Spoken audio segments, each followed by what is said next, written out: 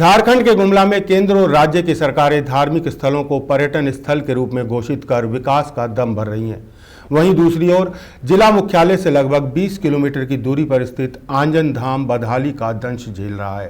क्या है ये पूरा मामला, जानिए हमारे संवाददाता अजित सोनी की इस खास रिपोर्ट में। विश्व विख्यात आंजन धाम में रामनवमी की तैयारी लगभग पूर्ण हो चुकी है।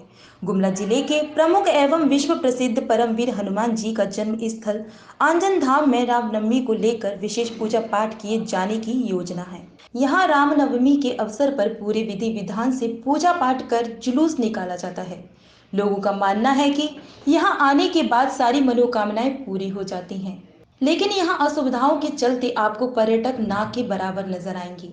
हम है हनुमान जी का जन्म स्थल है और यहाँ दूर दूर से आते हैं दर्शन के लिए।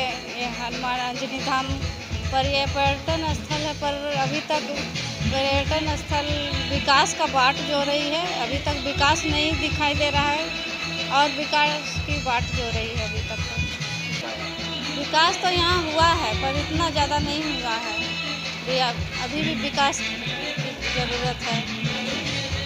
हाँ, पर्यटन स्थल है, यहाँ पर सुविधा रहने से दूर दराज से आते हैं, उनको सुविधा मिल सके। बंगाल से आए हैं अंजनी धाम में और यहाँ विकास की बहुत ज़रूरी है, क्योंकि यहाँ विकास नहीं हुआ है और विकास होता है तो दूर दूर से आदमी देखने के लिए आता। यहाँ विकास नहीं हुआ है, दूर दराज से आदमी आता, लेकिन कुछ हुआ ही नहीं है, होना ज़रूरी है।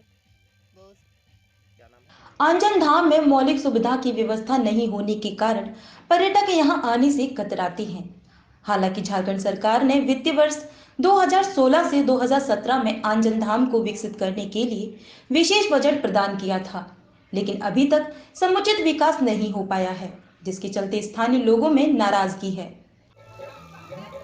जैसे वर्तमान में तो यहाँ रोड नहीं था, पर रोड दे दिया है कि ये सुविधा कुछ हो गया है और जो यहाँ बनना चाहिए उस आधार पर तो विकास का कोई वैसा नहीं दिख रहा है कि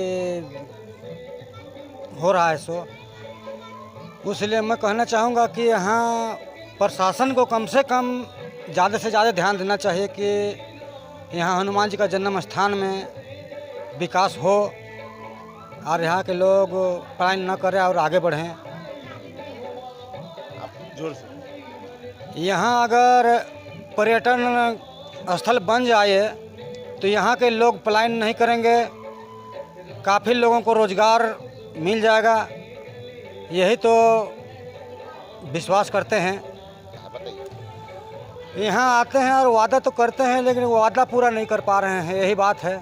उन लोग जैसा कह के आते हैं हाँ कि नहीं कि ऐसा करवाएंगे, करवा देंगे, लेकिन अभी तक नहीं हो रहा है। कौन वादा किए हैं यहाँ पे? जैसे जस्टिस साहब भी आए थे वो भी किए हैं, फिर द्रौपदी मुर्मू जी भी आए थे, वो भी क्या बोले थे? बोले कि यहाँ विकास होना चाहिए और पर्यटक स्थल बनना चाहिए, यहाँ के लोग को बहुत ज़रूरी है कि यहाँ के लोग विकास करें, ये सब बोल। फिर अभी तक तो कुछ ऐसा नहीं हुआ है। मंदिर बनाए बढ़िया सुंदर, विकास होना था उतना विकास नहीं हो पाया है और जितना बनने लायक माने पर्यटन स्थल बनाने लायक अभी जगह है, लेकिन उतना सरकार भी यहाँ आए और ध्यान तो दिए, लेकिन ध्यान ज़्यादा यहाँ दे नहीं पा रहे हैं। ये तो देखिए बहुत पुराना से तो पुराना है।